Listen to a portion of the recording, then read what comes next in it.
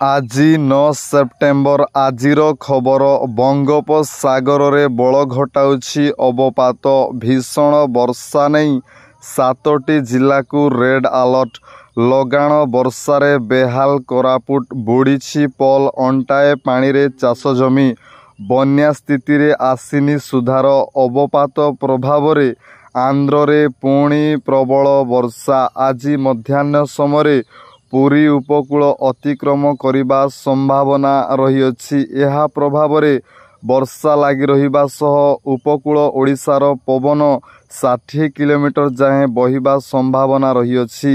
11 ତାରିଖ ପର୍ଯ୍ୟନ୍ତ ରାଜ୍ୟରେ ପ୍ରବଳ ବର୍ଷା ହେବା ନେଇ ପୂର୍ବାନୁମାନ କରିଛି ଆଞ୍ଚଳିକ ପାଣିପାଗ କେନ୍ଦ୍ର।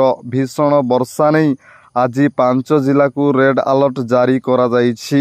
ପୁରୀ, ଜଗତସିଂହପୁର, କଟକ, ଖୋର୍ଦ୍ଧା ଓ ଢେଙ୍କାନାଳ ଜିଲ୍ଲାରେ 20 ସେଣ୍ଟିମିଟର ଯାଏଁ ବର୍ଷା ହେବାର ସମ୍ଭାବନା ରହିଅଛି। ଏମିତି ଖବର ଦେଖିବା ପାଇଁ ଚ୍ୟାନେଲକୁ ସବସ୍କ୍ରାଇବ୍ ରଖନ୍ତୁ। ଧନ୍ୟବାଦ।